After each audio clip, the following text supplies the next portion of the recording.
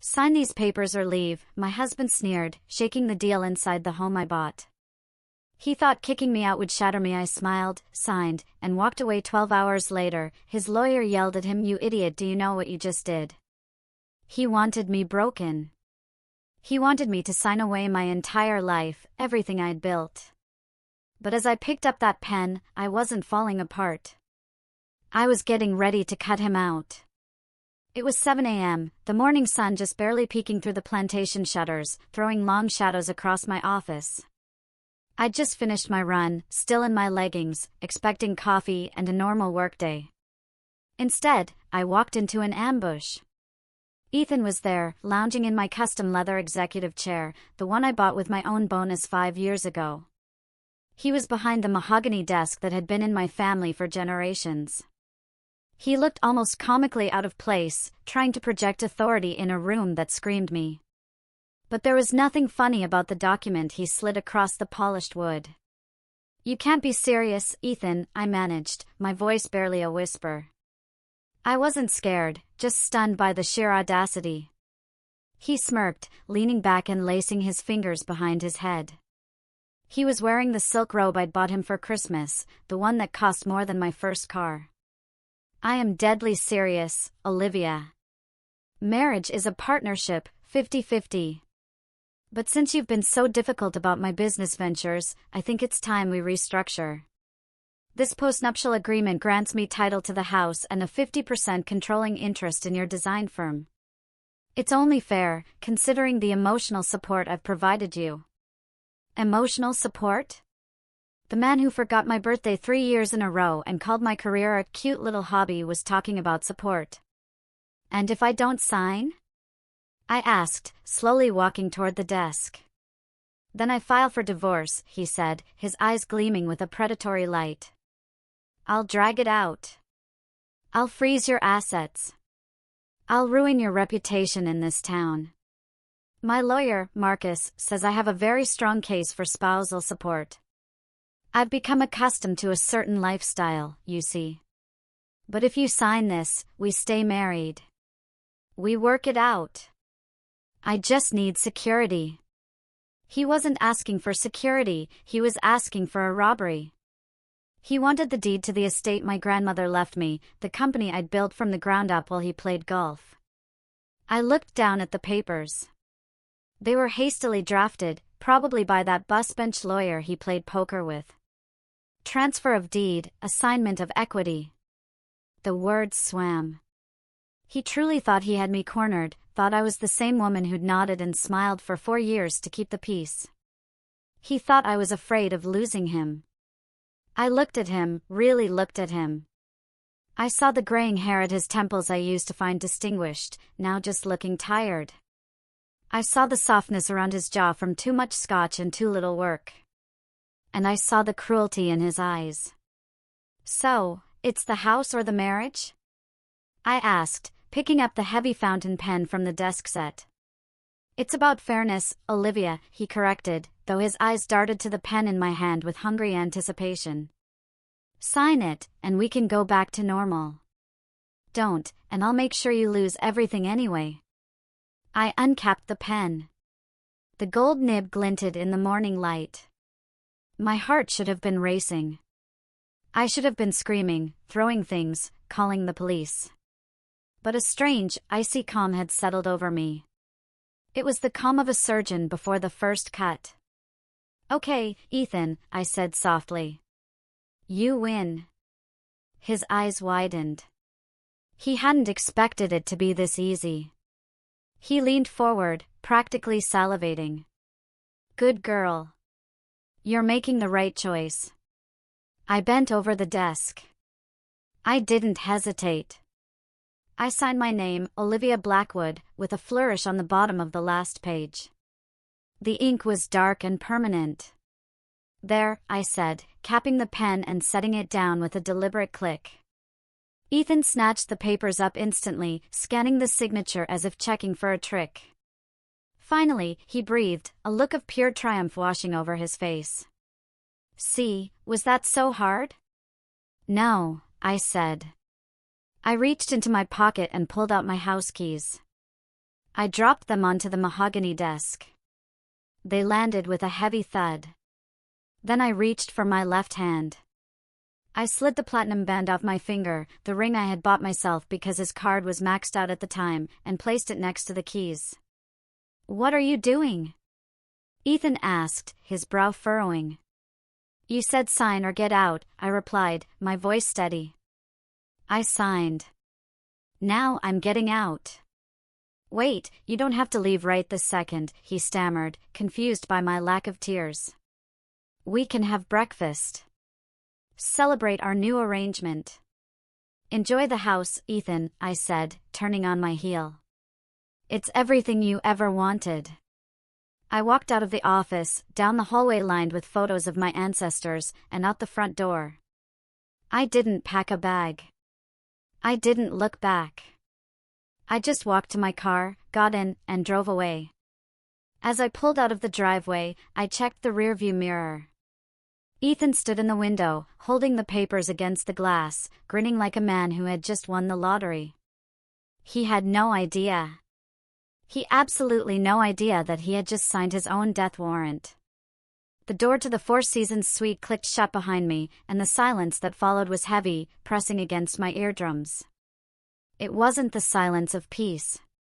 It was the silence of a life detonating in slow motion. I dropped my purse on the marble entryway table and walked into the living area. The suite was impeccable. Beige tones, fresh orchids, a view of the city skyline that usually made me feel powerful. Today, it just felt cold. I sat on the edge of the velvet sofa and stared at my hands. They weren't shaking. Why weren't they shaking? I had just walked away from my home, my marriage, and, technically on paper, my entire fortune. I should be hysterical. I should be calling my mother, crying into the phone about how my husband had finally lost his mind. But the hysteria didn't come. Instead, a deep hollow ache settled in my chest. It wasn't regret for the house or the money. I knew where those stood. It was a mourning for the time. For 4 years, I had given that man 4 years of my life. I had folded his laundry, listened to his endless pitches for business ideas that made no sense, hosted his dreadful family for holidays, and excused his rudeness to waiters. I had shrunk myself to make him feel big. I walked over to the minibar and poured a sparkling water. My reflection in the mirror looked tired. My eyes were puffy, and there were lines around my mouth that hadn't been there when I met Ethan. "You did it, Olivia," I whispered to the empty room. "You finally pulled the trigger." My phone buzzed on the coffee table. It was a notification from the smart home system, motion detected. Living room. I shouldn't have looked. I knew I shouldn't have. It was emotional masochism. But I picked up the phone and opened the app. The feed loaded in crisp high definition. There was Ethan. He wasn't alone. He was on the phone, pacing back and forth in front of the fireplace, a glass of my best scotch in his hand. He looked ecstatic. He was gesturing wildly, laughing. I tapped the listen button. "Yeah, she just walked out," Ethan's voice crackled, tinny through the phone speaker. "Left the keys and everything. I told you, Marcus, she's weak. She couldn't handle the pressure. The house is mine." "The business?" "Yeah, I'll be going into the office tomorrow to introduce myself to the staff as the new CEO owner. It's a gold mine, and she's been running it like a charity." He took a swig of the scotch. "No, she won't fight it. She's probably crying at her sister's place right now. She loves me too much to drag this through court. I've got her exactly where I want her." I turned off the screen. My hand gripped the phone so tight my knuckles turned white. She loves me too much, that was his calculation. That was his entire strategy. He banked everything on the assumption that I was a desperate aging woman who would pay any price to keep a husband. He thought my dignity had a price tag, and he had just bought it for the cost of a threatening legal document. I walked to the window and looked down at the busy street below. Cars were rushing by, people going to work, lives moving forward. The world didn't stop because my marriage had imploded. A notification popped up on my email. It was from Chloe, my executive assistant. Subject: the package is ready. Body: Olivia, I've compiled the files you asked for. The forensic accountant finished the report at 4 a.m. You were right. It's worse than we thought. Do you want me to send it to Claudia now, or wait? I typed back a single word: wait. I wasn't ready to drop the hammer just yet.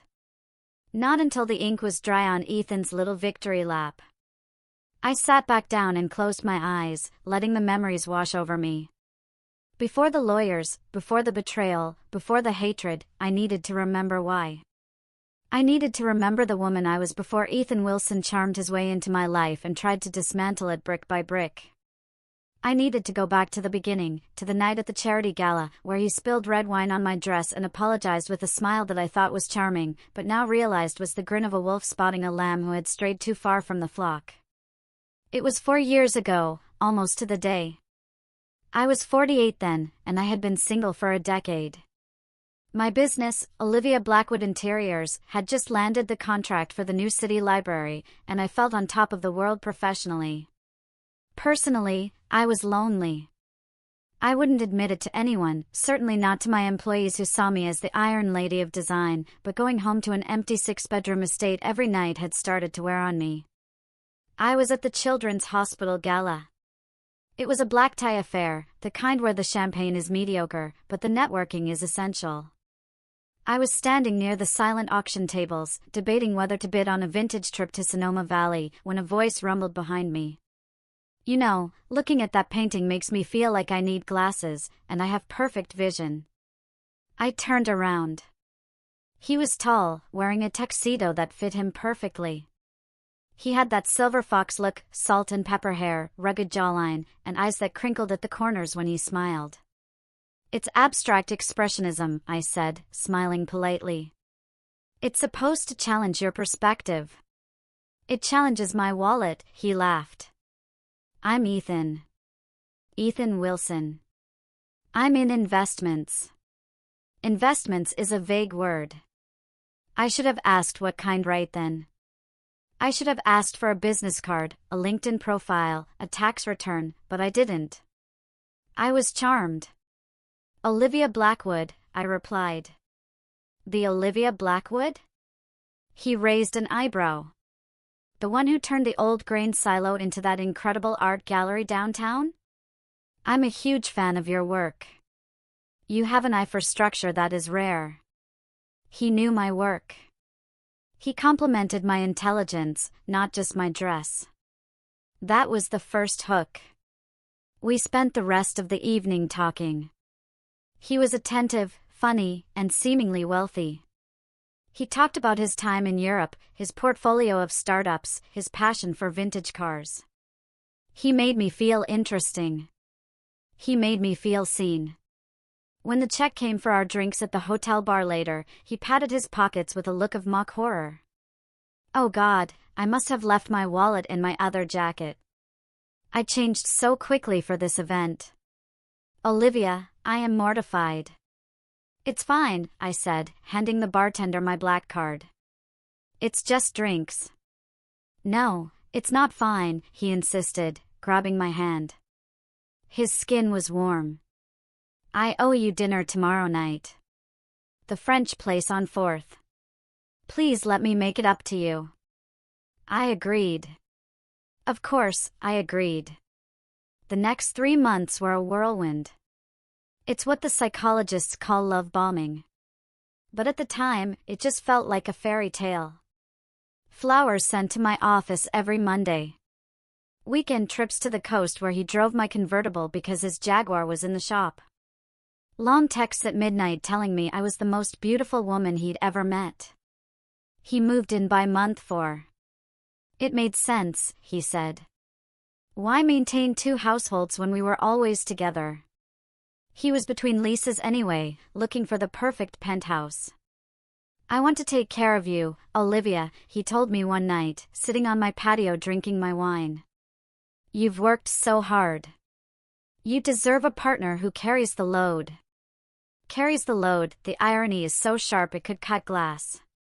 I remember one specific afternoon about 6 months into the relationship.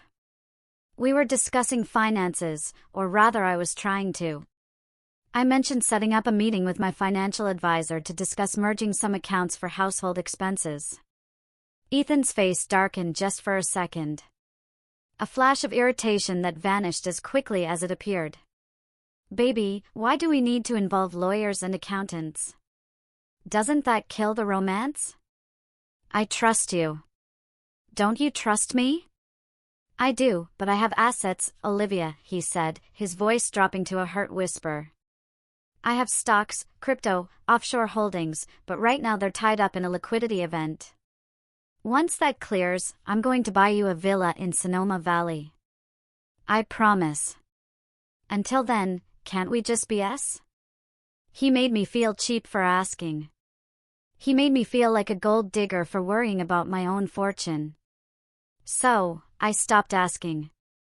I let him use the secondary credit card for groceries, which quickly turned into charges for designer suits and golf clubs. I let him redecorate his home office on my dime because he needed an environment conducive to high-level trading. I ignored the red flags because I wanted the fantasy to be real. I wanted to be the power couple he described. I didn't see that I was the power, and he was just the couple. And then he introduced me to his family. That was when the fantasy began to crack, revealing the rot underneath. If Ethan was a leech, his mother Eleanor and his sister Brenda were the swamp he crawled out of. I met them 2 weeks after our quick courthouse wedding. Ethan had insisted on a small ceremony. Just us, baby. I don't need a spectacle, which I later realized was to prevent any of his creditors or ex-partners from finding him. But once the ring was on his finger, the family appeared like vultures, sensing a fresh kill. They arrived for a weekend visit that lasted a month. Eleanor was a woman in her 70s who wore too much leopard print and smoked slim cigarettes on my non-smoking lanai. Brenda was in her 30s, divorced twice, with a perpetual sneer and a story about how the world had wronged her. So, this is the place, Brenda said when she walked into the foyer, dropping her bags on my antique Persian rug. She didn't say hello. She just spun around assessing the square footage like a real estate appraiser. Must be nice to have old money. Some of us actually have to work. I work very hard, Brenda, I said, forcing a smile. I run a company, right? Decorating, she scoffed. Picking out pillows. Ethan laughed. He actually laughed. Now, Brenda, Olivia is very talented. She picked out this whole house, didn't she? They settled in, and the nightmare began. My house, my sanctuary, became a hostel. The refrigerator was raided nightly. My expensive face creams appeared in the guest bathroom, half empty. One evening, over dinner, a roast I had paid the caterer to prepare because Eleanor complained that my cooking was too healthy, the topic of money finally came up explicitly. Ethan tells me you're not helping Brenda with her situation, Eleanor said, stabbing a potato with her fork. I put down my wine glass. I'm sorry. What situation? Her car, Ethan blurted, reaching for the wine bottle. I told you. Her transmission blew. She can't get to her job interviews. Brenda didn't have job interviews. Brenda spent her days scrolling Facebook and complaining about her ex-husbands. I didn't know, I said. How much is the repair? Oh, it's totaled, Brenda said through a mouthful of beef. I need a new one. Ethan said you guys were looking at getting a new SUV. I could just take the BMW. My BMW? My X5 that I used for client meetings? I am not giving away my car, I said, my voice rising. Ethan put a hand on my arm. A heavy, silencing grip. Honey, don't be selfish. We have 3 cars. You hardly drive the convertible in winter. Family helps family. That's what I love about you, your generosity. He did it right there at the table. He weaponized my own virtue against me. If I said no, I was the stingy rich witch looking down on his poor, struggling family. If I said yes, I was a doormat. We can discuss alone, I said stiffly. Alone? Eleanor cackled. Did you hear that, Stu? She wants to charge her sister-in-law interest. Unbelievable. After all the emotional support we've given you. There was that phrase again, emotional support. It was their currency, but the account was always empty.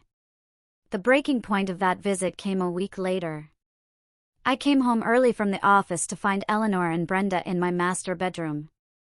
They had my jewelry box open. Brenda was holding up my grandmother's emerald brooch against her chest in the mirror. "What are you doing?" I demanded, standing in the doorway. Brenda jumped, but Eleanor didn't even flinch.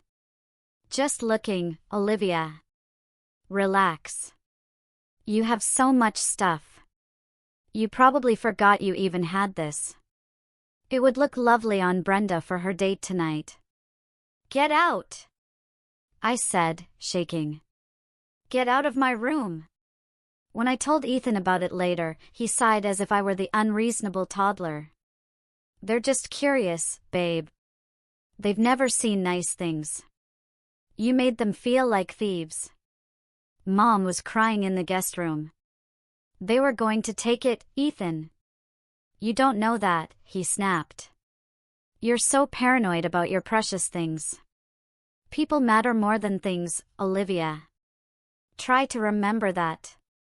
I ended up buying Brenda a used Honda just to get them to leave. I told myself it was the price of peace. I wrote the check, and Ethan kissed me and told me I was the best wife in the world. But as I watched them drive away, I felt a knot in my stomach. I realized they didn't look at me and see a family member.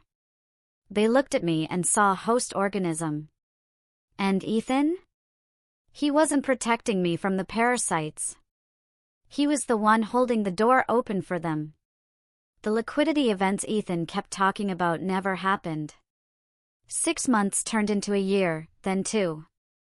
Every time I brought up his contribution to the household expenses, there was a new excuse. The market was down. The regulators were holding up the merger. His partners were dragging their feet. I wanted to believe him. God, I wanted to believe him. Admitting he was a liar meant admitting I was a fool. And my pride was a heavy thing to carry. But the truth has a nasty habit of surfacing, usually in the form of a paper trail.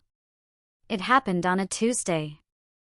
I was working from home because I had a cold. Ethan had left early, claiming he had a high-stakes negotiation in the city with a group of angel investors. He was wearing his best suit, the charcoal Armani I had bought him for our anniversary. The mail arrived around noon. Usually, Ethan intercepted the mail. He was obsessive about it, rushing to the mailbox the moment the carrier arrived. He claimed he was waiting for sensitive contract documents, but today he wasn't there. I sorted through the pile. Junk mail, magazines, a bill for the pool maintenance. And then a thick envelope from American Express. It was addressed to Ethan, but it was the black card account, the one where I was the primary account holder and he was an authorized user. I rarely checked the physical statements because I had autopay set up on my business account. And frankly, I was too busy running a multi-million-dollar company to micromanage his grocery spending. But the envelope felt heavy, too heavy for groceries. I took a letter opener and slit the top. I pulled out the statement. It was 6 pages long. I sat down at the kitchen island, my tea forgotten. My eyes scanned the lines, and my breath hitched in my throat. The Sapphire Club, Nashville, for $1,200. Caesar's Palace Suite, $1,800. Rolex Boutique, $12,500. Delta Airlines first class, 2 tickets, $3,400. The dates didn't match his stories. The Nashville charge was from a weekend when he said he was at a spiritual retreat in Boulder with no cell service. The Rolex charge was from 3 days ago, my birthday, when he had given me a card and said his gift was on back order. And the airline tickets, 2 tickets to Seattle for next weekend. I felt sick, not the cold sick, but a deep visceral nausea. I went to my computer and logged into the banking portal. I dug deeper. I looked at the cash withdrawals. $500 here, $800 there. ATM fees at casinos, ATM fees at nightclubs. Then I looked at his business deposits. There were none. 0. In 2 years of marriage, Ethan Wilson had contributed exactly 0 to our joint account. I had been funding a Playboy lifestyle for a man who claimed to be an empire builder. I heard the garage door open. Ethan was home early. I scrambled to shove the papers back into the envelope, but then I stopped. Why was I hiding? I was the victim here. I left the statement spread out on the marble counter. Ethan walked in, loosening his tie. He looked flushed. Happy. Olivia. Great news. The meeting was a home run. They're talking about a 7-figure injection by next quarter. He stopped when he saw me. He saw the papers. He saw my face. What's that? He asked, his smile faltering slightly. This, I said, pointing to the line item for the Rolex, is your 7-figure injection. Who is it for, Ethan? Because it certainly isn't on my wrist. He froze for a split second. I saw the panic, but then the mask slid back into place. He sighed, a sound of immense disappointment. You opened my mail? That's a federal crime, Olivia. It's my account. I shouted, slamming my hand on the counter. I pay the bill. Who did you go to Nashville with? Who are you going to Seattle with? He walked over to the fridge and grabbed a water, taking his time. Gaslighting requires patience, and he was a master. The Rolex is an investment piece, Olivia. I bought it to flip it. You have to spend money to make money. And Nashville? That was a bachelor party for a potential client.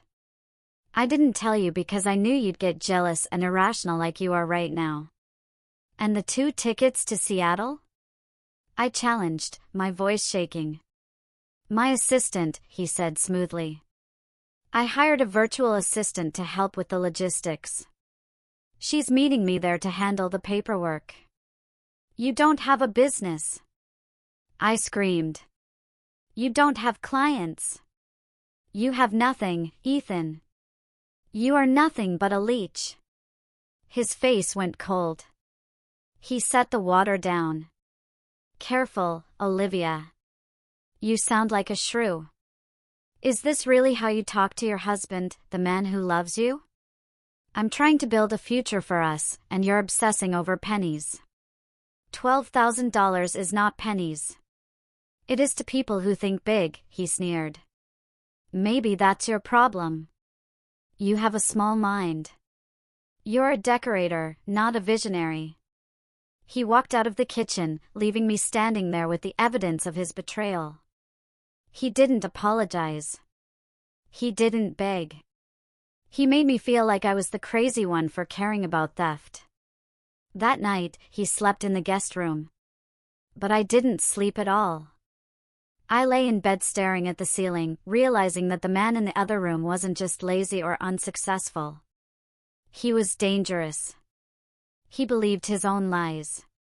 And I needed to know who was sitting in the other seat on that flight to Seattle. I didn't cancel the Seattle trip. Instead, I hired a private investigator named Mr. Hayes. He was expensive, discreet, and terrifyingly efficient. I gave him the flight details and told him I wanted pictures. 3 days later, while Ethan was supposedly closing deals in South Beach, Mr. Hayes sent me a Dropbox link. I sat in my office, the door locked, and clicked the link. The photos were high resolution. There was Ethan wearing the linen shirt I bought him, laughing at a poolside bar. And next to him, draped over him like a cheap accessory, was a girl. She couldn't have been more than 25. Blonde, incredibly fit, wearing a bikini that looked more like dental floss than swimwear. Subject, Scarlett Jones, age 24. Personal trainer at Ironclad Gym. Current residence, a studio apartment in the Garment District. Rent is 3 months overdue. I scrolled through the photos. They were drinking champagne. They were kissing. In one photo, he was applying sunscreen to her back with a familiarity that made my stomach turn. But the real knife in the heart was the video file. Mr. Hayes had managed to get close enough to their table at dinner to record audio. The restaurant was noisy, but the voices were clear enough. I put on my headphones. "She's so annoying, baby." Ethan's voice. "She watches every penny now." I had to fight just to get the limit raised on the card for this trip. "When are you going to leave her?" Scarlett's voice was high, nasal, and whining. "You said by summer." "I'm tired of living in that dump. I want to live in the big house with the pool." "I can't just leave, Tiff," Ethan explained, sounding like he was explaining quantum physics to a toddler. "If I leave now, I get nothing. We signed a prenup, remember? I get 0. I paused the video. "A prenup. We did have a prenup." It was the one smart thing I had done, insisted upon by my father before he passed. It protected my premarital assets. Ethan had signed it begrudgingly 4 years ago. I pressed play. "So, what do we do?" Scarlett asked. "We break her," Ethan said. His voice dropped, becoming sinister. "I'm working on it. I'm making her life miserable. My lawyer says if I can prove she's mentally unstable, or if I can coerce her into signing a postnup that voids the original agreement, we're golden. I just need to push her, make her feel like the marriage failing is her fault. She's desperate to be loved. If I threaten to leave, she'll pay anything to make me stay. And then we get the house. Then we get the house. We get the company. We get everything. And we kick the old hag out to the curb." I ripped the headphones off my head and threw them across the room. Old hag, break her, coerce her, I couldn't breathe. The air in the room felt too thin. I stood up and walked to the window, pressing my forehead against the cool glass. For 4 years, I thought I was in a marriage with a man who was just irresponsible and a bit selfish. But this was predation. I wasn't a wife to him. I was a target.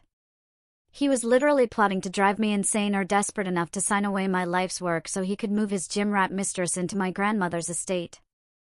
I looked at my reflection in the glass. I saw the tears streaming down my face. But beneath the tears, I saw something else. I saw the woman who had built a business empire in a male-dominated industry. I saw the woman who had navigated recessions, difficult clients, and contract disputes. Ethan thought I was weak. He thought I was a desperate aging woman who would do anything for a scrap of affection. He was about to find out that the old hag knew how to fight. I wiped my face. I picked up the phone. I didn't call Ethan. I didn't scream at him. I dialed a number I hadn't used in years. "Claudia," I said when the voice on the other end answered. "It's Olivia. I need you. And I need you to be the shark everyone says you are." Claudia's voice was warm but sharp. "Is everything okay?" "No," I said, my voice hardening into steel. "My husband is trying to steal my estate. I want to remove him legally, financially, and completely. When can we meet?" Claudia Vance was not just a divorce lawyer. She was a force of nature in a Chanel suit. Her office was on the 40th floor, overlooking the city, and she charged $900 an hour. She was worth every penny. I sat opposite her, the investigator's report and the transcription of the audio recording spread out on her glass desk. Claudia read through them in silence, her expression unreadable behind her designer glasses.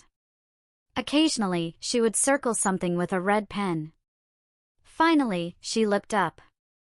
"He's an amateur," she stated flatly. "A greedy, stupid amateur. But amateurs can be dangerous because they don't know the rules." "He wants me to sign a postnup," I said. "He told his mistress he's going to pressure me into voiding the prenup." "Of course he is." Claudia leaned back, because under the current prenup, he walks away with nothing but his clothes and whatever is in his personal account, which according to this forensic report, is zero. He needs you to voluntarily give him the assets. "So, I just say, no?" "We could," Claudia tapped her pen on the desk. "We could file for divorce today on grounds of adultery. We have the proof.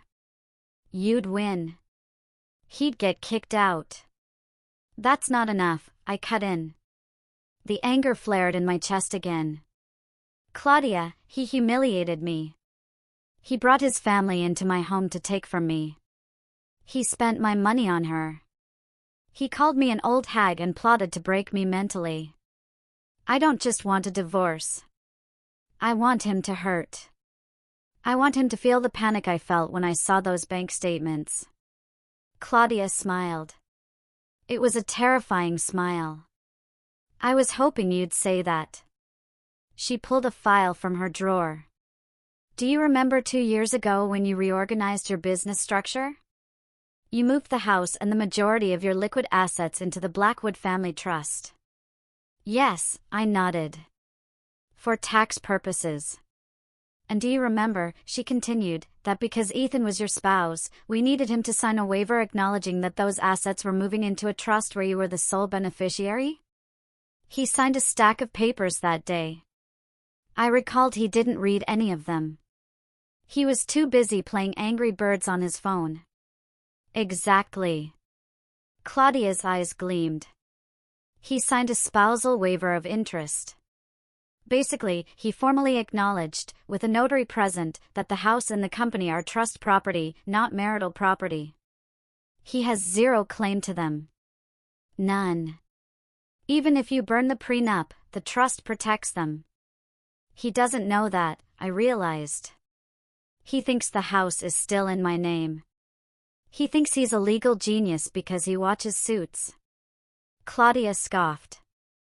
"Now, here is the beautiful part. If he attempts to claim ownership of trust property, knowing he has waived his rights, he is committing fraud.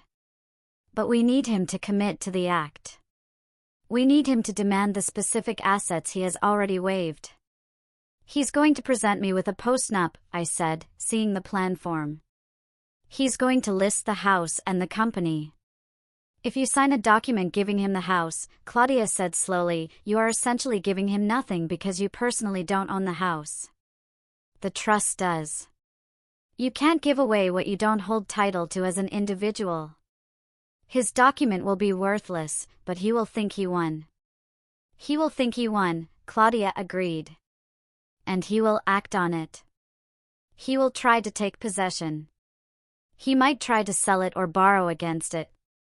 And the moment he tries to exercise ownership over trust assets, that's when we nail him, not just for divorce, but for attempted fraud and extortion."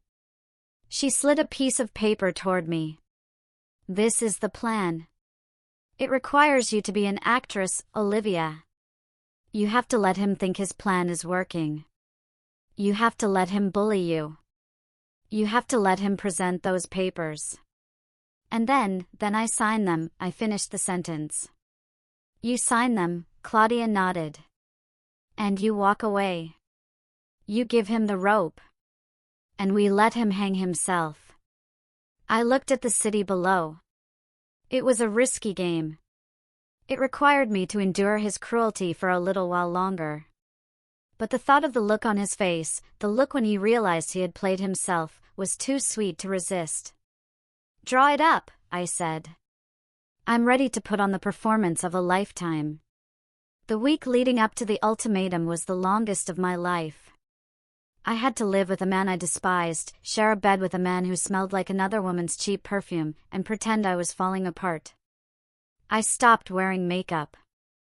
I let the house get a little messy. I would accidentally leave bills on the counter and then cry when he asked about them. I'm just so stressed, Ethan, I sobbed one evening over a burnt dinner. I feel like I'm losing control of everything. The business is hard. The house is too much work. He ate it up. He would rub my back with fake sympathy and say, maybe you need to simplify, babe. Let me take some of the burden. We need to secure our future so you can relax. I also planted the bait. I left a folder on my desk labeled Asset Valuation 2024. Inside, I put fake documents showing that the house had appreciated to $4 million and the business had liquid cash reserves of $2 million. I saw him checking the folder when he thought I was in the shower. I watched through the crack in the door as his eyes widened, scanning the numbers. He pulled out his phone and took pictures of the documents. He was sending them to Marcus. Marcus says, we need to move fast, I heard him whisper on the phone in the garage later that night. She's cracking. She's talking about selling the business and moving to an ashram or something. We can't let her sell. I need that equity. Greed, I thought. Greed makes you stupid, Ethan. Finally, the night before the ultimatum, he came home with the briefcase, the brown leather one he bought to look important. He set it down by the door like a weapon. We need to talk in the morning, Olivia, he said, his voice grave. I've been doing a lot of thinking about us, about how to fix this. Okay, I said, making my voice tremble. Whatever you say, Ethan. That brings us back to the moment in the office. The moment I signed the papers.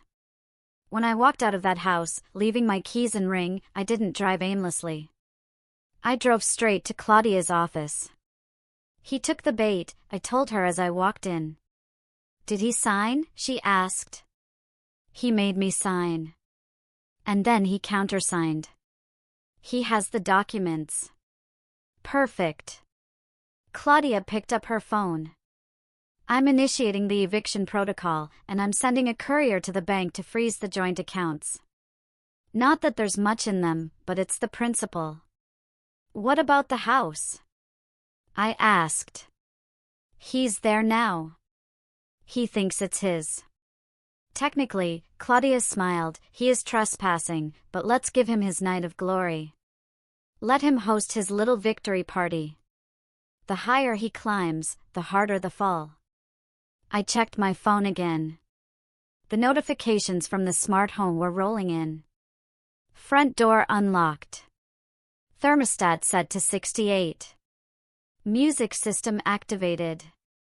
And then a new notification, access code created. Guest Scarlett. He hadn't even waited an hour. He had moved her in. He brought her to the house. I told Claudia, my voice cold. Good, Claudia said. That just adds to the narrative of emotional distress for the judge. Keep the footage.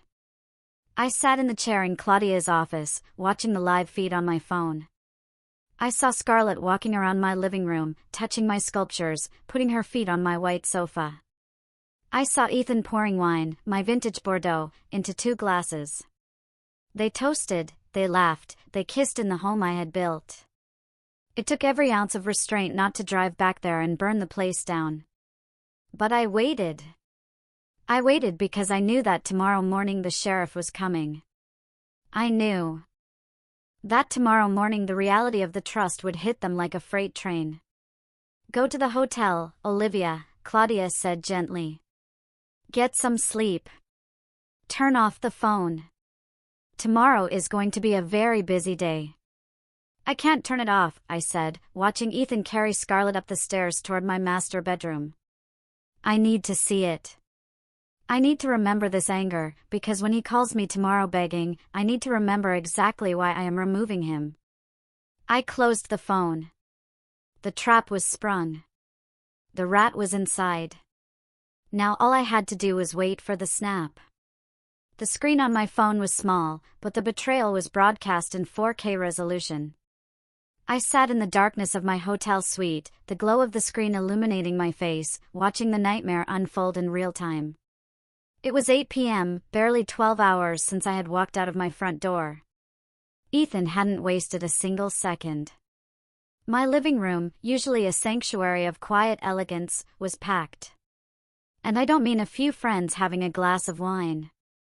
I mean it looked like a fraternity house mixer. There were at least 20 people there, most of them strangers to me, probably friends of Scarlett's or Ethan's drinking buddies from the golf club.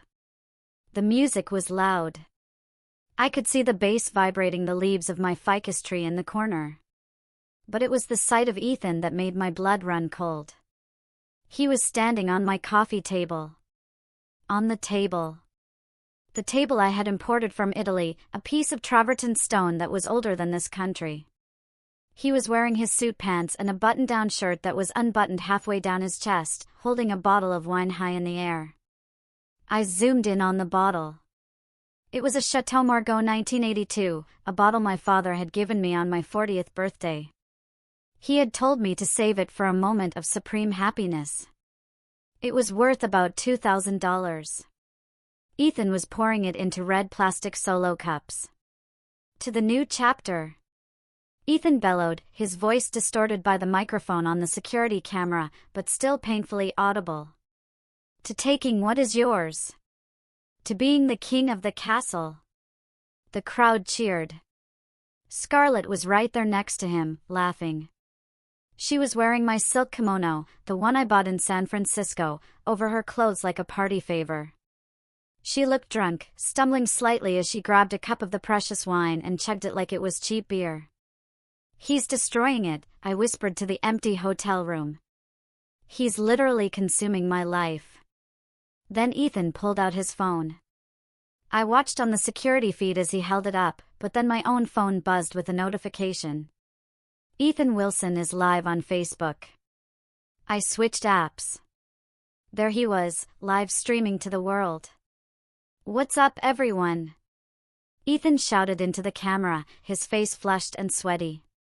Just wanted to give you a tour of the new HQ for Wilson Global Enterprises. Yeah, we finally got rid of the dead weight. Sometimes you have to cut the anchors to let the ship sail, right? He panned the camera around the room, showing off my art, my furniture, my view. Look at this place, he boasted. This is what happens when you have vision. My ex, well, soon-to-be ex, she didn't get it. She wanted to play it safe. But me? I'm a risk-taker. And look where it got me. He pulled Scarlett into the frame. She giggled and kissed his cheek. Say hi to the future, baby. Hi, she squealed. We're going to redo the kitchen, right, Stu? All this wood is so old-fashioned. Whatever you want, babe, Ethan promised. It's our house now. Comments were rolling in on the live stream. Most were from his sycophantic friends. Congrats, bro. Finally getting what you deserve. Leveling up. But I also saw comments from our mutual acquaintances, from the wives of his golf buddies, from neighbors. Wait, isn't that Olivia's house? Did Olivia move out? This is awkward. He was documenting his own demise. He was creating public, time-stamped evidence of his looting. Every sip of that wine, every unauthorized guest, every claim of ownership was another nail in his legal coffin. I felt a vibration of pure rage starting in my toes and working its way up. It wasn't the sad, heavy grief of the morning. It was a hot, sharp, energizing anger. He wasn't just taking. He was mocking. He was dancing on the grave of our marriage before the body was even cold. He climbed down from the table, nearly knocking over a Ming vase. All right, listen up, he shouted to the room. The pool is open. Who wants to swim? A roar of approval went up. I watched as people started stripping down to their underwear, running toward the sliding glass doors that led to my pool area. I closed the app. I couldn't watch them defile the water. I stood up and walked to the desk in the hotel room. I had been waiting. I had been hesitating, perhaps out of some lingering sense of mercy, or maybe just shock. But mercy was gone now. The sight of that 1982 Margot being poured into a solo cup had killed the last shred of empathy I had for Ethan Wilson. I opened my laptop. Ideally, I would have waited until morning to start the financial execution. But Ethan wanted to play king of the castle tonight. Fine. Let's see how the king rolls when the treasury is empty. I cracked my knuckles, opened the spreadsheet I had prepared, and logged into the administration portal for my life. It was time to turn off the lights. The laptop screen glowed with the cold blue light of vengeance. I had laid out everything in a systematic order, a digital firing squad ready to execute Ethan's lifestyle. I wasn't just angry. I was methodical. This is what Ethan never understood about me. He thought my success was luck or inheritance. He didn't understand that I built a company because I understood logistics. I understood leverage. And I understood details. Step 1, the credit cards. I logged into the American Express corporate portal.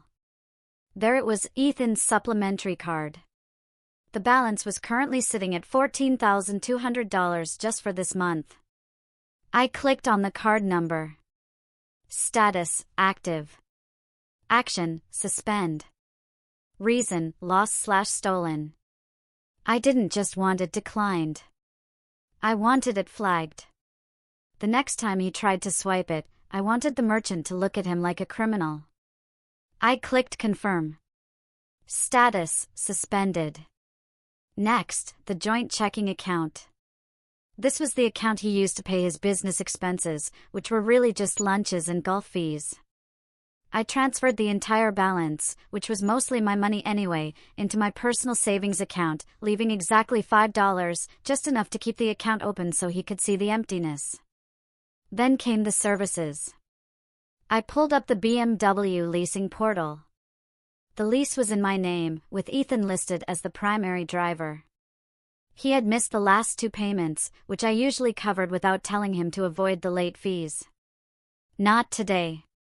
I called the after-hours support line for the leasing company. I have platinum status with them, so a human answered immediately. "This is Olivia Blackwood," I said, my voice calm. "I'm looking at the lease for the X7. I'd like to report unauthorized possession. The vehicle is no longer in my custody, and the driver is refusing to return it. I am terminating the lease effective immediately. Please initiate the repossession protocol." "Certainly, Ms. Blackwood. Since the vehicle has GPS tracking, we can dispatch a recovery team within the hour. Do we have your permission to retrieve it from the driveway?"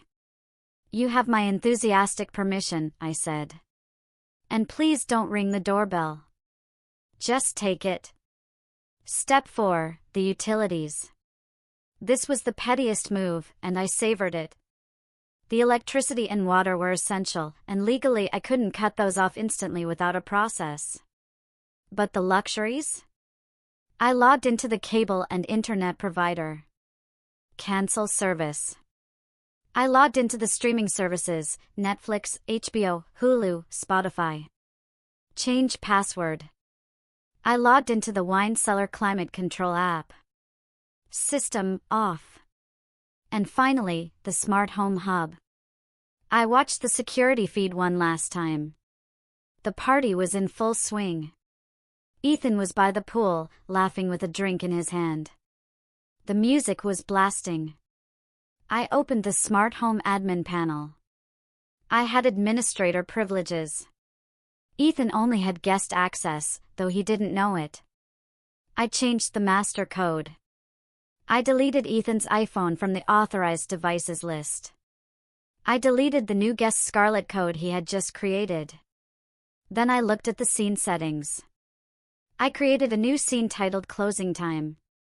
Action 1, turn off all interior lights. Action 2, lock all exterior doors. Action 3, set thermostat to 85 degrees. Action 4, turn off pool heater and pump. Action 5, activate intruder alert voice warning. Silent alarm to police disabled for now, just the internal audio. I hovered my mouse over the activate button. My heart was pounding, not with fear, but with adrenaline. This was it. The moment I stopped being the victim. The moment I took back control. He wanted the house. He could have the house. But he was about to find out that the house was a machine. And I held the remote. I pressed the button. On the screen, the lights in the house instantly went black. The music cut out. I saw heads turn. I saw phone flashlights click on. I saw confusion. And then on the banking tab, a notification popped up. A transaction attempted, Domino's Pizza for $150. Status, declined. Another attempt. Status, declined. I sat back in my hotel chair, letting out a breath I felt like I'd been holding for 4 years. The silence in the hotel room was no longer heavy. It was the silence of a judge's gavel hitting the sound block. I closed the laptop. The show was over for tonight. But tomorrow morning, that was when the real fireworks would begin. Morning broke with a brilliant, cruel sunshine that I knew was currently baking the interior of my house. I had set the thermostat to 85 degrees last night, and with the windows likely closed to keep the noise in, it would be a sauna by now. I woke up at 6:30 a.m. at the Four Seasons, feeling rested for the first time in months. I ordered a full breakfast, eggs Benedict, fresh fruit, and a large pot of coffee. I ate it slowly, savoring every bite, imagining the scene unfolding across town. At 7:15 a.m., my phone began to blow up. First, it was a text from Mrs. Jenkins, my neighbor across the street. She was the neighborhood watch captain and had eyes like a hawk. Mrs. Jenkins, Olivia, dear, are you okay? A tow truck just took the BMW out of the driveway. It looked very official. Also, there are trash cans knocked over everywhere. I smiled and texted back, I'm fine, Martha. Just doing some spring cleaning. Keep watching. Then the calls from Ethan started. 7:20 a.m., missed call. 7:22 a.m., missed call. 7:25 a.m., missed call. I let them go to voicemail. I wanted him to marinate in his confusion. At 7:30, a text from Ethan came through. Text, internet is down. Power is acting weird. AC is broken. Need the password for the router. Also, where is the car? Did you take it for a service? He still didn't get it. He still thought these were accidents. He thought I was just at my sister's cooling off. He couldn't conceive of a world where I would actually strike back. I imagined him standing in the kitchen, hungover, a headache splitting his skull. He would be reaching for the coffee maker, my Jura Z10, that cost $4,000. He would press the button for a double espresso to cure his hangover, but he wouldn't get coffee because I had locked the machine through the app. The screen would just say, user not authorized. The pettiness of denying him caffeine felt incredibly satisfying. At 8 a.m., the panic set in. He tried to order breakfast. I got the notification from Uber Eats on my iPad, which was still logged into the family account. Order failed. Payment method declined. He tried to switch to the backup card. Order failed. Payment method declined. Then a voicemail. I played it on speaker while I finished my tea. Olivia, pick up the phone. Ethan's voice was ragged.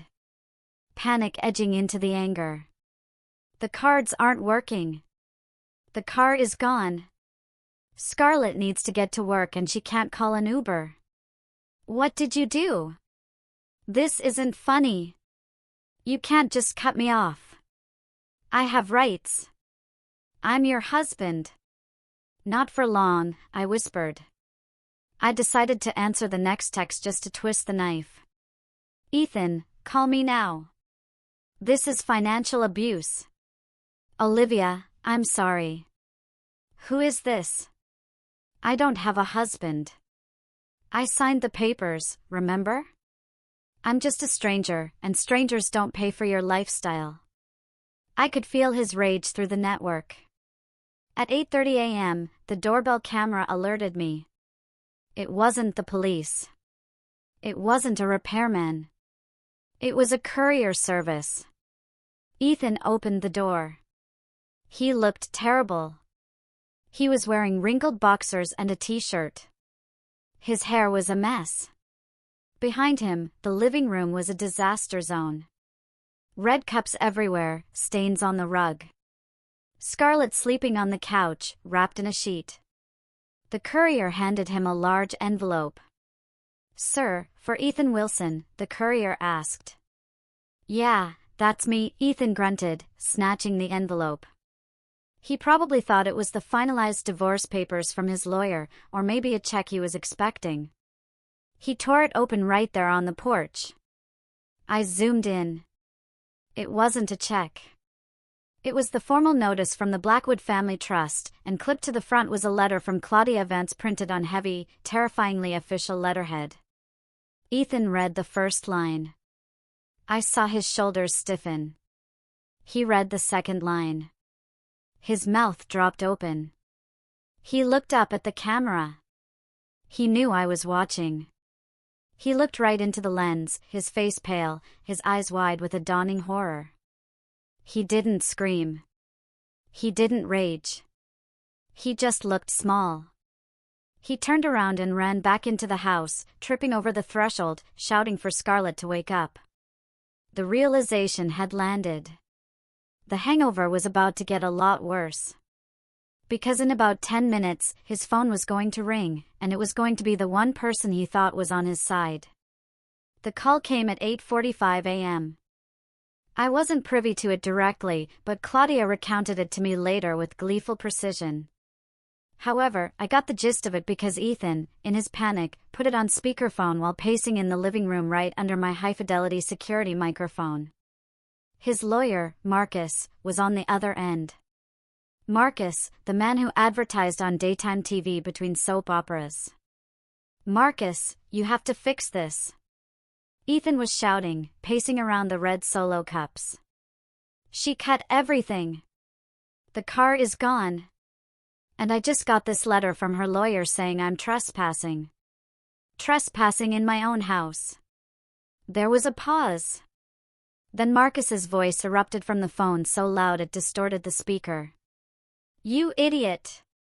You absolute colossal moron! Ethan stopped pacing. What?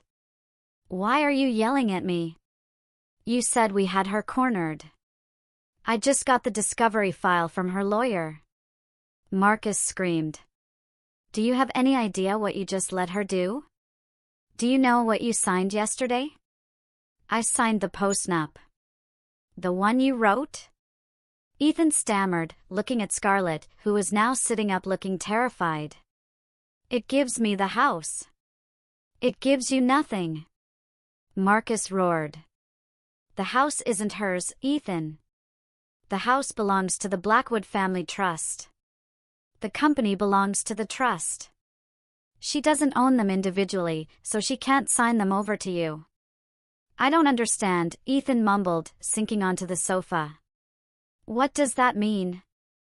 It means you forced her to sign a document transferring ownership of an asset you already waived rights to 2 years ago. Marcus was hyperventilating. Her lawyer sent me the waiver you signed. You acknowledged the trust, and now by forcing her to sign this transfer under threat of divorce, you have officially committed documentary fraud. You attempted to extort a trust asset. That is a felony, Ethan. A felony. Ethan's face went gray. But she signed it. She agreed. She baited you.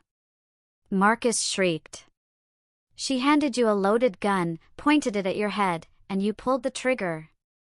Her lawyer is talking about pressing charges for extortion and fraud. They have recordings, Ethan. They have texts. They have the video of you live streaming from the house claiming ownership. You confessed on Facebook Live. Fix it. Ethan begged, his voice cracking. Just tell them it was a mistake. Tell them I didn't know. I can't fix a felony. Marcus yelled. I'm dropping you as a client. I am not losing my license because you decided to play tycoon with a shark like Olivia Blackwood. You are on your own. My advice, get out of that house right now before the cops show up. Click. The line went dead. The silence in the living room was absolute. The only sound was the hum of the refrigerator and Scarlett's shallow breathing. Ethan dropped the phone. It clattered onto the hardwood floor. He looked at Scarlett. He dropped me, Ethan whispered. Scarlett stood up, pulling the sheet tighter around her. What does that mean, Stu? Do we get the house or not? Ethan looked at her, and for the first time, I saw the hate in his eyes. Not for me, but for her. For the distraction, for the greed that she had fueled. There is no house, Ethan said, his voice hollow. It's a trust. It was never hers to give. So, you're broke? Scarlett asked, her voice losing all its softness. Like actually broke? I'm worse than broke, Ethan laughed, a manic, high-pitched sound.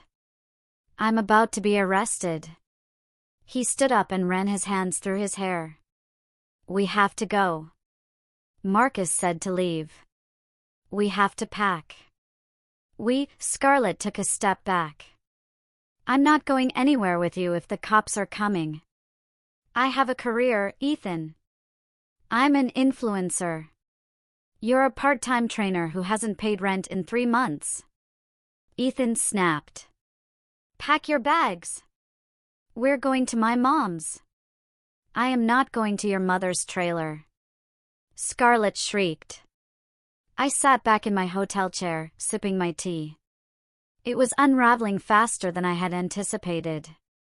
The rats were turning on each other. Then my phone buzzed again.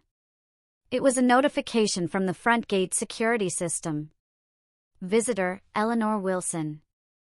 Visitor, Brenda Wilson. The flying monkeys had arrived.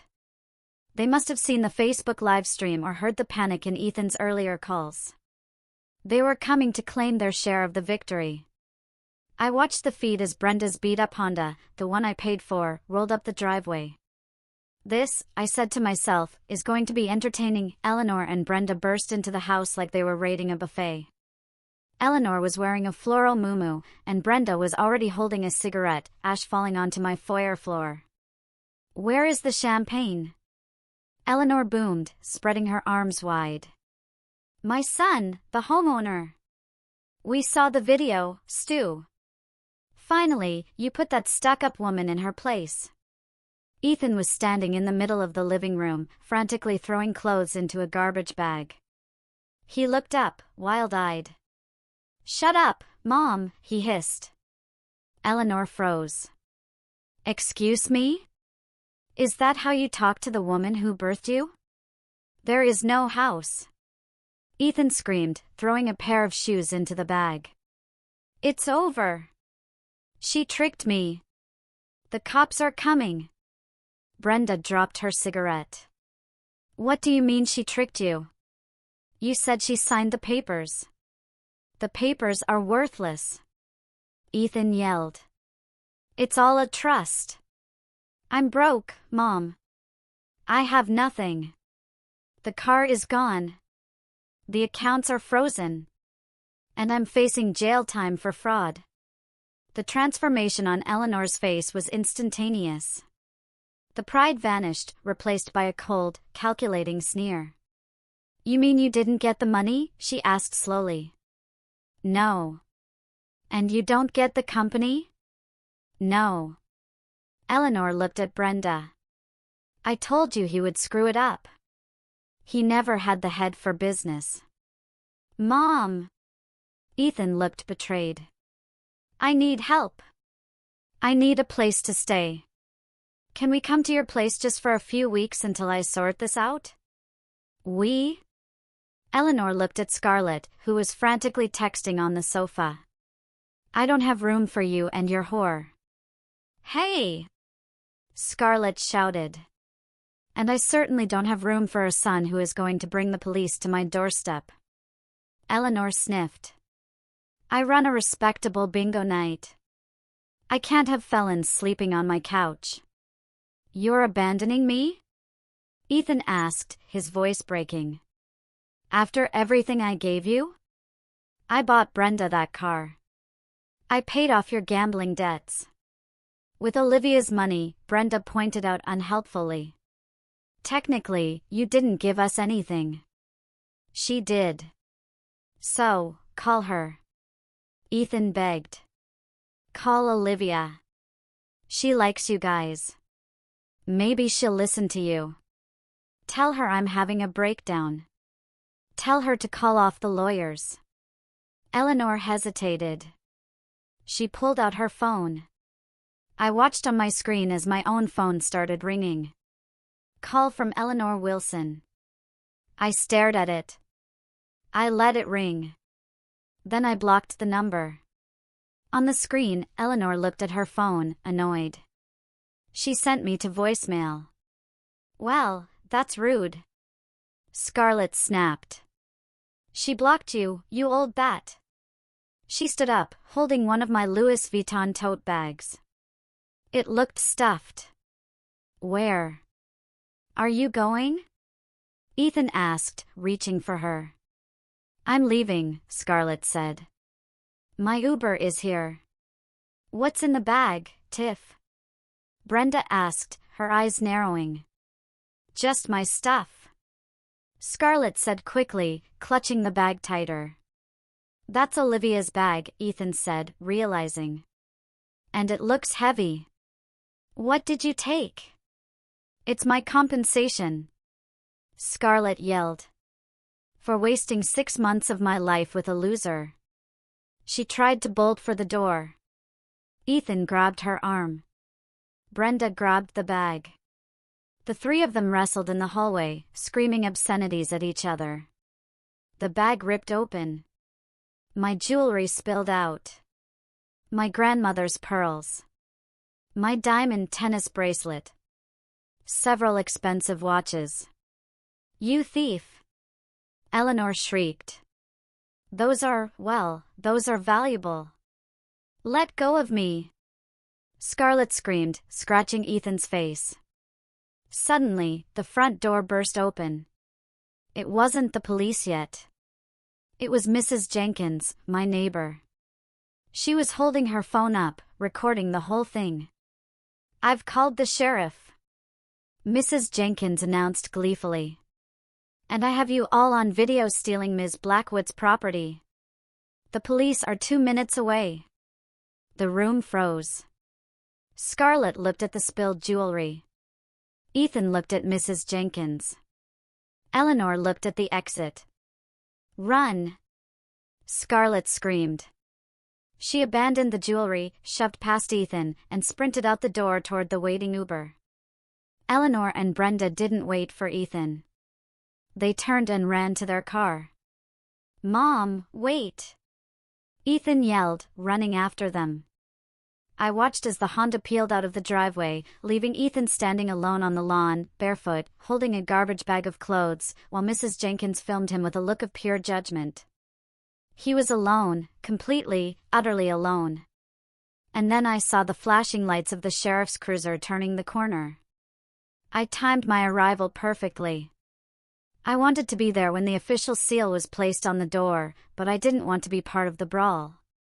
I pulled my rental car up to the curb just as Officer Thompson was stepping out of his cruiser. Claudia pulled up behind me in her black Porsche. She looked impeccable, holding a leather folder. We walked up the driveway together. Ethan was sitting on the front steps, his head in his hands. He looked up when he heard our heels clicking on the pavement. His eyes were red, his face scratched from the scuffle with Scarlett. When he saw me, he stood up, a flicker of hope crossing his desperate face. "Olivia," he choked out. "Thank God. You have to stop this. They're treating me like a criminal. Tell them it's a misunderstanding. Tell them we're married." I stopped 10 feet away from him. I adjusted my sunglasses. I didn't look angry. I looked bored. "We are married, Ethan," I said calmly. "For now. But you are also trespassing on trust property, and Officer Thompson is here to escort you off the premises." "Trespassing?" Ethan laughed, a hysterical, broken sound. "I live here. My clothes are in the closet. We had dinner here last night." Correction, Claudia stepped forward, her voice sharp as a razor. "You broke into a property managed by the Blackwood Family Trust. You have no lease. You have no deed. You have no rights." She handed the officer a file. "Officer, here is the restraining order granted by Judge Albright this morning. Citing domestic disturbance, attempted fraud, and theft. Also included is the eviction notice effective immediately." Officer Thompson nodded. He was a stern man who had known my father. He looked at Ethan with undisguised contempt. "Mr. Wilson," the officer said, "you have 30 minutes to collect your personal essentials. That means clothes and toiletries, no electronics, no valuables, no furniture. Then you need to vacate the property. If you return, you will be arrested." "Where am I supposed to go?" Ethan cried, looking at me. "Olivia, please. I have nowhere. My mom left me. Scarlett stole from me. My cards don't work." "That sounds like a you problem," I said. He took a step toward me. "I'm your husband. I loved you. I got lost. I got scared about our future. Please, baby. Let's just talk inside. Just us. We can fix this." He was trying the charm. The puppy dog eyes. The soft voice that used to make me melt. Now it just made me nauseous. "You didn't love me, Ethan," I said, my voice steady and loud enough for the neighbors to hear. "You loved the lifestyle I provided. You loved the safety. And yesterday, when you thought you had stripped me of everything, you didn't offer to fix it. You told me to get out." I took a step closer, removing my sunglasses so he could see my eyes. "You said, sign or get out." I signed. "Now it's your turn. Get out." Ethan stared at me. He looked for the weakness, the hesitation. He found none. He slumped. The fight went out of him. He turned and walked into the house, Officer Thompson trailing close behind him to ensure he didn't steal the silverware. I stood on the lawn. Mrs. Jenkins was still on her porch. She gave me a thumbs up. I gave her a small, tired wave. 30 minutes later, Ethan emerged. He was carrying 2 garbage bags and a box of protein powder. That was it. For years of marriage, reduced to trash bags. "Here," I said, tossing something onto the grass at his feet. He looked down. It was a prepaid burner phone. "Your cell service is terminated," I said. "This has 60 minutes on it. Use it to call a shelter or a friend. Don't call me." He looked at the phone, then at me. "You planned this. You planned this whole thing." "I prepared," I corrected. "You plotted. There's a difference." "I'll get a lawyer," he spat, trying to muster one last shred of dignity. "I'll sue you for half." "You already have a lawyer," Claudia smiled. "Oh, wait. Marcus quit, didn't he?" Good luck finding another one who will take a fraud case on a contingency basis. Officer Thompson stepped forward. Time to go, Mr. Wilson. Move along. Ethan picked up his bags. He began the long walk down the driveway. He didn't have a car. He didn't have a ride. He just started walking down the street, dragging his bags as the neighbors watched from their windows. I watched him go until he turned the corner. Are you okay? Claudia asked, touching my arm. I took a deep breath. The air smelled like freshly cut grass and victory. I'm better than okay, I said. I'm free. The image of Ethan Wilson walking down the street of our exclusive gated community, dragging black garbage bags like a hobo, became instant folklore in our town. I didn't watch it personally. I went inside to inspect the damage, but the video footage provided by the community's security cameras and Mrs. Jenkins's Facebook page painted a vivid picture. He walked for 2 miles. He tried to hail a cab, but none stopped. He sat on a bus bench, ironically, one that had an advertisement for Marcus's law firm on it, and made a call on the burner phone I gave him. I later learned he called his brother in Michigan. His brother hung up on him. He called his golf buddy, Mike. Mike told him he couldn't get involved. Finally, a rusty pickup truck pulled up. It was his mother, Eleanor. She had come back, not out of love, but probably because she realized he was her only retirement plan. Failed as he was. The footage showed Eleanor screaming at him as he threw his bags into the truck bed. She slapped the back of his head as he got into the passenger seat. They drove off in a cloud of exhaust smoke. Back inside the house, the reality of the violation hit me. The living room smelled of stale beer and cheap perfume. There were cigarette burns on my Persian rug. The Chateau Margaux was a sticky purple stain on the travertin. But it was the bedroom that hurt the most. I walked into the master suite. The bed was unmade. My pillows were thrown on the floor. Scarlett's makeup wipes were scattered on my vanity. It felt violated, dirty. I stood there looking at the bed where I had slept for 4 years. The bed where I had tried so hard to be a good wife. Claudia walked in behind me. We can get a cleaning crew in here within the hour. Biohazard level if you want. Yes, I said, but first I walked over to the bed. I stripped the sheets off. I pulled the duvet cover off. I grabbed the pillows. I'm burning these, I said. Olivia, those are Egyptian cotton, Claudia warned. I don't care if they are spun from gold, I said, bunching them up in my arms. They touched him. They touched her. They have to go. I carried the bundle out to the fire pit in the backyard. I piled the expensive linens into the stone circle. I doused them with lighter fluid from the garage. I lit a match. The flames caught instantly. I watched the fabric curl and blacken. I watched the smoke rise into the afternoon sky. It was a primal ritual.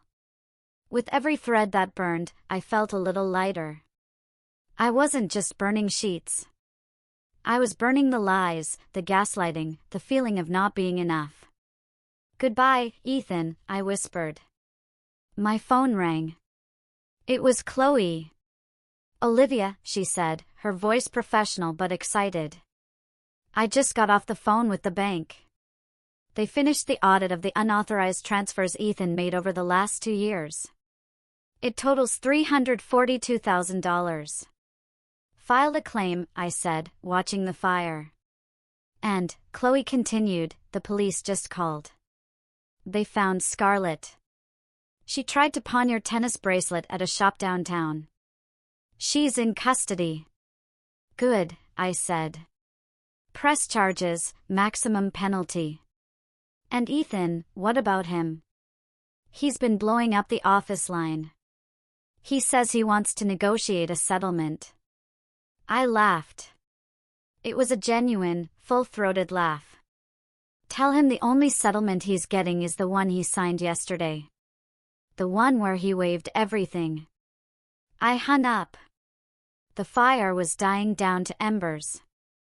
I turned back to the house. My house. It was dirty. It was messy. And it carried the ghosts of a bad marriage. But the structure was sound. The foundation was strong, just like me. The next 3 days were a flurry of activity. But it was the good kind of busy. It was the busy of reclamation. I hired a professional cleaning service, not my usual maids, but a heavy-duty industrial crew. I told them to scrub everything. Walls, floors, ceilings. I wanted every skin cell of Ethan Wilson eradicated from the property. While they worked, I went into the storage room. When Ethan moved in, he had insisted on modernizing the house. He called my style cluttered and sentimental. He made me pack away my father's book collection, my grandmother's antique tea sets, and the framed photos of my college graduation. He replaced them with cold abstract art and empty surfaces. Minimalism is the mindset of success, he had preached. Now I dragged the boxes out. I unpacked my father's leather-bound copies of Hemingway and Steinbeck. I touched the worn covers, smelling the old paper. I placed them back on the shelves in the library, filling the empty spaces Ethan had left. I unpacked the photos. There was me, 22 years old, smiling in my cap and gown, arm around my dad. I looked happy. I looked ambitious. I missed you, I told the girl in the photo. I realized how much of myself I had packed away to make room for Ethan's ego. I had made myself smaller, quieter, blander, just so he wouldn't feel threatened by my success. Never again. On the 3rd day, I walked into the garage. Ethan's home gym was there. He had bought thousands of dollars of equipment, a Pilates machine, weights, a bench press, that he barely used. I called a local charity that worked with at-risk youth. Take it all, I told them. Whatever you can't use, sell. Seeing the gym empty out was incredibly satisfying. In its place, I parked my new car, a Porsche Cayenne. I had traded in the BMW. I didn't want the car he had driven. I wanted something new, something that was just mine. That evening, I sat in my newly reclaimed living room. The air smelled of lemon and sage. The shelves were filled with my books.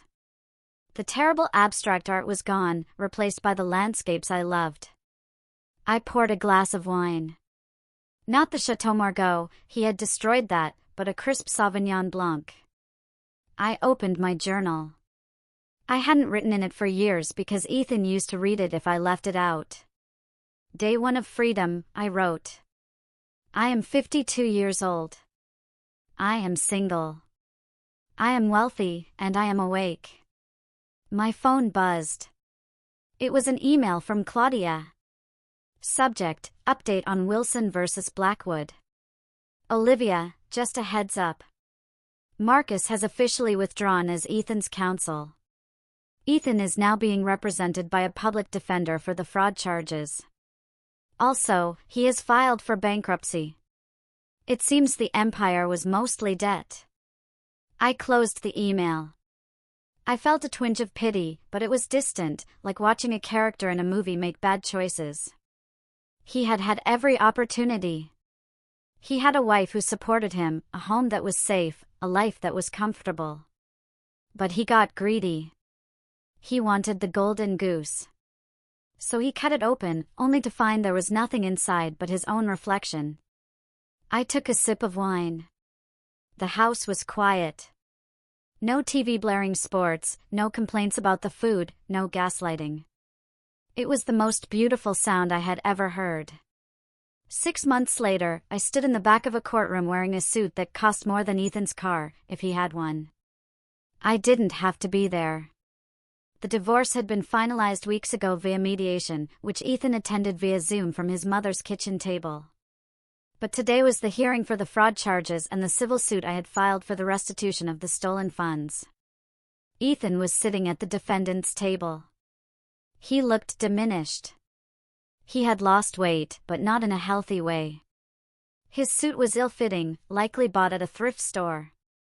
His hair, once perfectly styled, was thinning and dull. He didn't see me at first. He was too busy arguing with his public defender in a hushed, frantic whisper. The judge, a no-nonsense woman named Judge Albright, entered. "Mr. Wilson," she began, looking over her glasses. "We have reviewed the evidence, the bank records, the video footage, the signed documents. It is the opinion of this court that you engaged in a systematic pattern of financial deception." Ethan stood up. "Your Honor, I was just borrowing the funds. I intended to pay it back. My ex-wife, she misunderstood. You spent $342,000 on luxury items, travel, and a mistress, while contributing nothing to the marital estate," the judge read from the file. "You then attempted to coerce Ms. Blackwood into signing over trust assets through intimidation. That is not a misunderstanding, sir. That is predation." The gavel bang made him jump. "Judgment is found in favor of the plaintiff. You are ordered to pay restitution in the amount of $342,000. Additionally, regarding the criminal charge of attempted fraud, you are sentenced to 500 hours of community service and 3 years of probation. Any violation will result in immediate incarceration." Ethan slumped. "I can't pay that. I have no job. I have no money." "Then I suggest you get a job, Mr. Wilson," the judge said coldly. "Garnishments will be applied to any future wages." As the bailiff led him out to process his probation paperwork, he finally saw me. He stopped. The room fell silent. He looked at me with a mixture of hatred and longing. I think in his twisted mind, he still thought he could talk his way out of it. "Olivia," he said. I didn't say anything. I just looked at him. I looked at the man who had called me an old hag. The man who had planned to break me. "Are you happy?" he asked, his voice bitter. "You ruined my life." I stepped forward, my heels clicking on the floor. "I didn't ruin your life, Ethan," I said, my voice calm, carrying across the room. "I just stopped paying for it." I turned and walked out of the courtroom. Outside, the air was crisp. It was autumn. The leaves were turning gold. Scarlett had taken a plea deal. She pleaded guilty to petty theft and received probation. She had moved back to her hometown in Michigan. Her Instagram account had been deleted after the internet found out what she did. Ethan was living in his mother's basement, working part-time at a car wash. And me? My company had just had its best quarter in history. I had launched a new line of home decor. And I had a date tonight. Not with a man, but with myself, a cooking class in Italy. I was leaving tomorrow for a month in Sonoma Valley. The trip Ethan had promised me, but never delivered. I was going alone, and I couldn't wait. The night before I left for Italy, I hosted a party. It wasn't a networking event. It wasn't a gala. It was a dinner party for the people who had stood by me when the walls were crumbling. The dining room table was set with my grandmother's china. The candles were lit. Claudia was there, laughing with a glass of champagne. Chloe was there, having been promoted to Vice President of Operations. Mrs. Jenkins was there, telling the story of the Great Trash Bag Walk of Shame for the 10th time, adding more dramatic flair with each retelling. And Mr. Hayes, the private investigator, stopped by for a drink.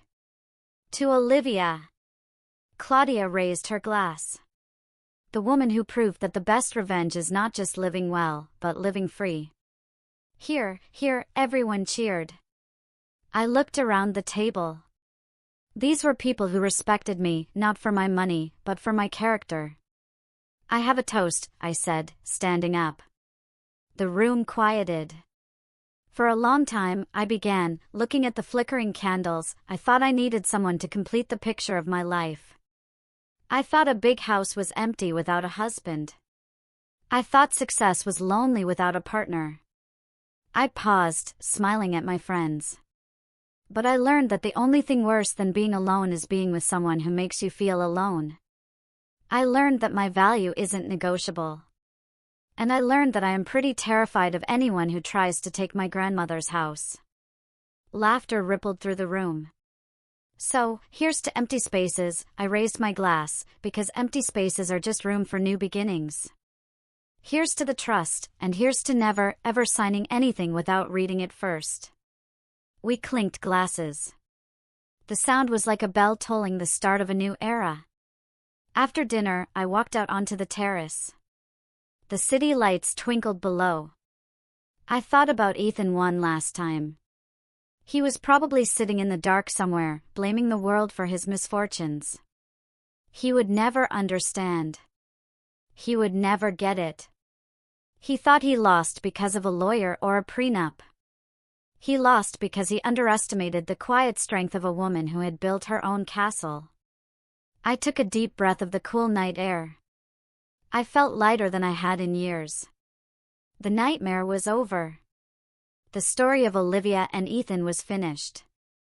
But the story of Olivia Blackwood, that was just beginning.